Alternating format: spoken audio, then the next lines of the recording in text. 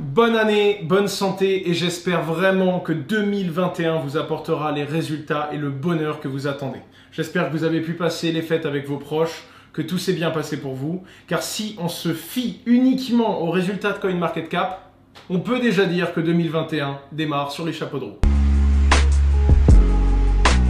Le Bitcoin explose. 34 200 $ à la minute où je vous parle et il s'est rapproché des 35 000 $ dans la nuit.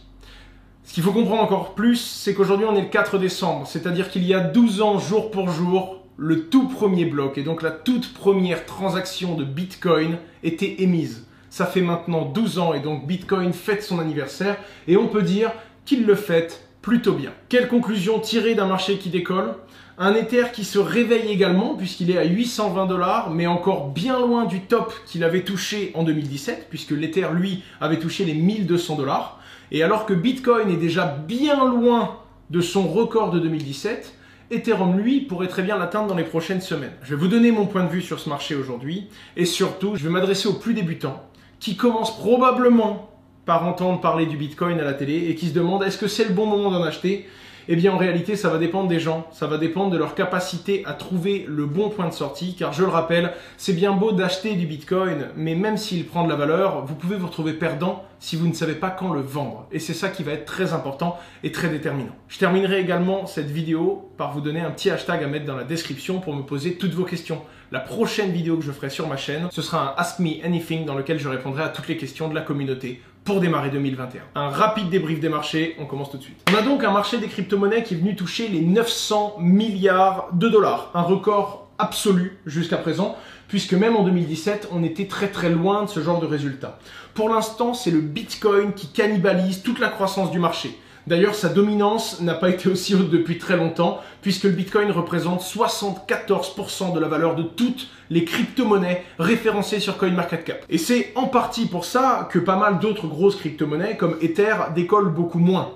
Alors, énormément de gens pensent que le Bitcoin va se stabiliser, d'autres pensent que le Bitcoin va décoller et aller beaucoup plus loin, et d'autres pensent que même s'il va aller taper les 50, voire même les 100 000 $, car entre 50 et 150 000 $, c'est la range où les traders l'attendent sur cette hausse qui vient de débuter. Malgré tout, il faut rappeler qu'il y aura probablement un retracement de Bitcoin. Et il se pourrait totalement que dans les semaines à venir ou dans les jours à venir, le Bitcoin aille recracher 15 ou 20% de la prise de valeur qu'il a eue dans les dernières semaines et que ce soit les altcoins et donc les autres crypto-monnaies qui absorbent cette valeur qui en gros profitent du retracement de Bitcoin. Et c'est d'ailleurs pour ça, et même si je vais me faire quelques ennemis, que je préfère le dire en vidéo, je ne conseille plus aux débutants et aux gens qui viennent de découvrir les crypto-monnaies dans les dernières semaines, donc les gens qui ont une expérience très récente des crypto-monnaies, d'en acheter. Et c'est là que c'est un petit peu compliqué comme point, car ce n'est pas parce que je ne pense pas que le Bitcoin ne peut pas monter plus haut. Je pense vraiment que le Bitcoin a le potentiel d'aller taper ses 50 ou pourquoi pas même ses 100 000 $. Par contre, ce qu'il faut comprendre, c'est que sur du court terme, il peut vraiment redonner une partie de la valeur qu'il a pris. De la même façon, c'est bien beau de savoir acheter, mais il faut savoir vendre. La plupart des personnes qui me suivent depuis quelques années ont défini une stratégie de vente par palier. Et quand ils ont acheté un Bitcoin à 7, 10 ou 15 000 $, ils ont mis des paliers et ils se sont dit, s'il atteint telle valeur, je revends tant de pourcents. Et à telle valeur, je revendrai encore une nouvelle partie. Il ne faut jamais tout vendre ou tout acheter d'un coup. C'est toujours par palier. Ce que je recommandais également aux débutants, quand vous achetez du Bitcoin, achetez-en tant de quantité chaque semaine pendant 3 ou 4 mois. Faites ce que l'on appelle du dollar cost average, ce qui va lisser et vous permet d'avoir un prix moyen d'acquisition de votre Bitcoin. Aujourd'hui, si je ne conseille pas à un débutant qui vient d'entendre parler du Bitcoin à la télé d'en acheter, c'est pas parce que je n'ai pas confiance en sa croissance, mais c'est que ça sert à rien d'en acheter si vous vous dites juste je verrai quand il sera plus haut. Déjà que c'est compliqué pour des personnes qui vivent dans cet écosystème, pour des personnes qui suivent ce marché et qui se basent en plus d'une analyse fondamentale sur une analyse technique, donc une analyse des courbes. Pour un débutant qui en achète et qui se dit juste on verra ce que ça donne, c'est prendre un pari à l'aveugle et c'est vraiment pas intéressant. Alors certes, si le Bitcoin explose et va taper les 50, 75 ou 100 000 $, c'est effectivement une opportunité que vous aurez ratée. Mais ce que je veux dire, c'est que là, ça swing beaucoup trop vite. Et les personnes qui achètent du Bitcoin aujourd'hui, les personnes qui vont foncer tête baissée pour aller en acheter, il y aura une petite partie de traders aguerris qui maîtrisent leurs actes et il y aura une grosse partie de personnes qui sont arrivées uniquement à cause du FOMO, the fear of missing out, la peur de rater le train. Ils viennent, ils achètent n'importe comment, sans aucune stratégie de revente, et c'est ça, et c'est de ce mouvement-là que vont profiter les traders ayant le plus de connaissances pour revendre au bon moment et profiter de ces débutants qui arrivent et qui achètent massivement. Donc même si certains pourraient gagner de l'argent, je pense que les plus débutants qui arrivent aujourd'hui sont ceux qui vont en quelque sorte nourrir la prise de plus-value et les bénéfices enregistrés par ceux qui, eux, ont déjà une stratégie et, mine de rien, je l'espère, mes abonnés qui suivent et qui étudient ce marché depuis plusieurs années. Maintenant, pour ceux qui maîtrisent le mieux, il y a évidemment des coups à faire. Pourquoi pas, si vous êtes persuadé que le Bitcoin va recracher un petit peu de la valeur qu'il a pris dans les jours qui viennent, pourquoi pas échanger vos Bitcoins contre d'autres valeurs qui, elles, sont encore un petit peu sous-évaluées par rapport au mouvement en cours. Pourquoi pas Ether, qui est un petit peu à la traîne, de par également l'incertitude qu'il y a globalement sur le passage d'Ether 2.0.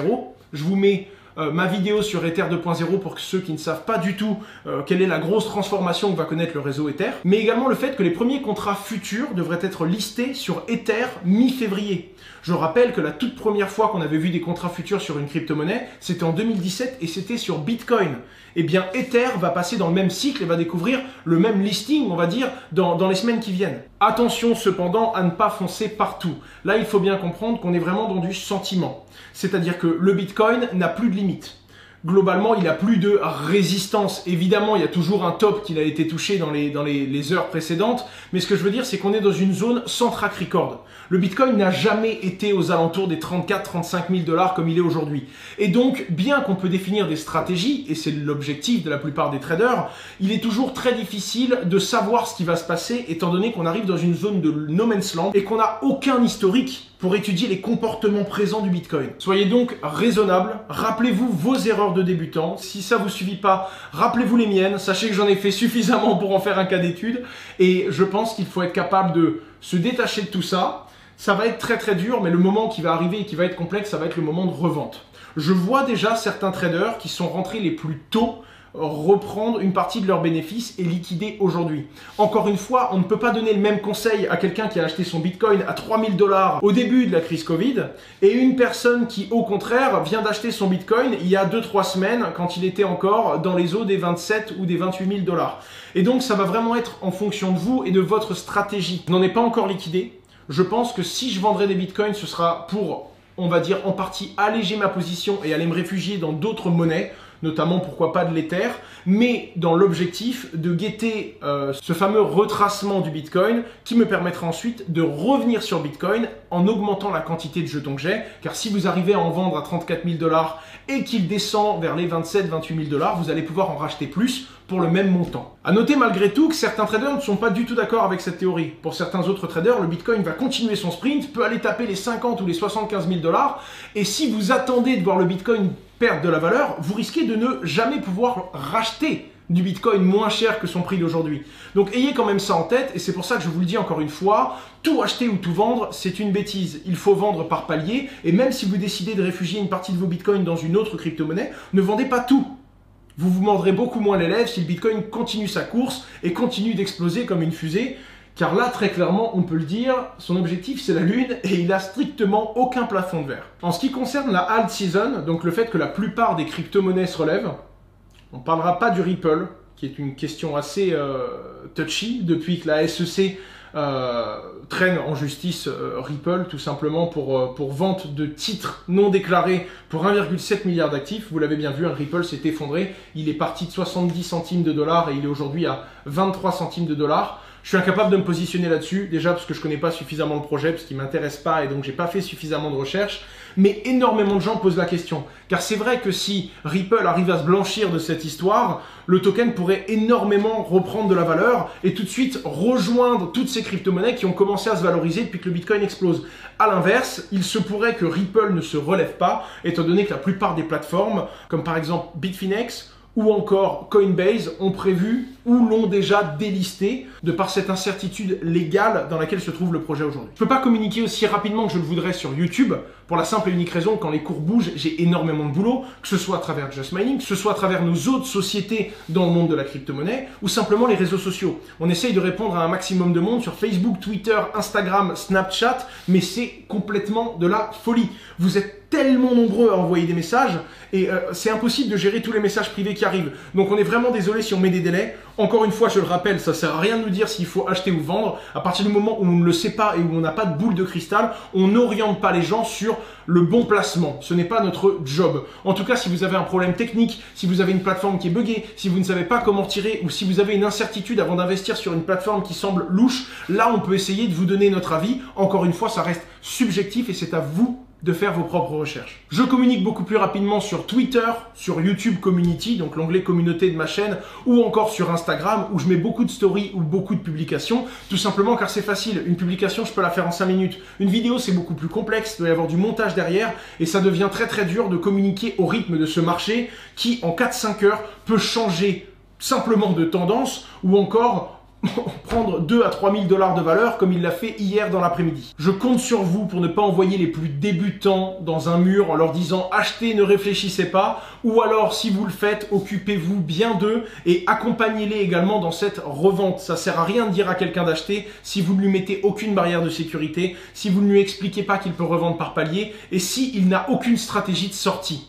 C'est bien bon de rentrer au bon moment, mais même si vous êtes sûr de multiplier par 2 et encore par 2 votre mise quelquefois, si vous continuez à jouer sans avoir aucune stratégie de sortie, eh bien vous allez attendre comme tout le monde, et quand le Bitcoin va s'effondrer, vous ne voudrez plus le revendre car vous l'avez connu à un prix qui était plus haut, et vous ferez, comme beaucoup l'ont fait en 2017, une erreur en attendant que le Bitcoin touche je ne sais quel plafond, et en attendant, vous verrez se dévaloriser, alors que la plupart des traders qui avaient une stratégie quitteront le bateau au bon moment. On n'est plus dans du fondamental, on n'est plus dans ce que le Bitcoin vaut et dans ce que le Bitcoin apporte réellement. Là, on commence à être dans de la spéculation pure et dure et ça va dessiner petit à petit une bulle financière qui, à un moment, quand elle aura trop gonflé, et c'est ce quand que vous devez essayer de déceler, eh bien, va naturellement recracher une partie de sa valeur. On va avoir un Bitcoin qui va retomber vers de nouveaux plus bas, puisque les plus bas d'avant ne seront plus les plus bas d'aujourd'hui, évidemment, avant de repartir dans une phase, pourquoi pas, stationnaire, ou pourquoi pas un nouveau cycle financier qu'on ne connaît pas, avec un Bitcoin qui va aller taper et qui va aller stagner dans de nouvelles valeurs qu'on ne connaît pas encore.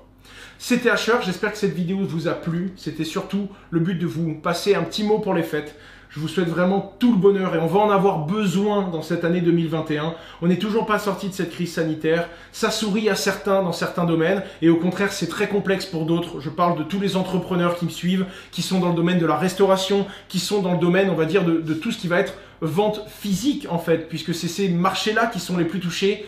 J'espère vraiment que vous vous en sortez. J'espère vraiment qu'on va avoir un petit peu plus de soleil pour ce début d'année et qu'on va avoir de nouvelles perspectives, qu'on va pouvoir faire des pivots qui vont nous permettre de rebondir encore plus vite, encore plus loin et encore plus haut dans cette année 2021. C'est Asher, je vous souhaite tout le bonheur du monde. Si vous n'êtes pas abonné, c'est le moment de le faire. Et pour être super réactif et pour me suivre ou échanger avec moi en temps réel, je vous invite à me suivre sur les 2 réseaux où je suis le plus actif, c'est-à-dire Instagram et Twitter, qui s'affichent à l'écran. C'était Asher, j'espère que ça vous a plu. Et les amis, je ne sais pas dans quelle direction on va aller, même si j'ai ma petite idée, mais je pense que ce début d'année 2021 va encore une fois marquer et briser des records absolus pour les crypto-monnaies. Au revoir.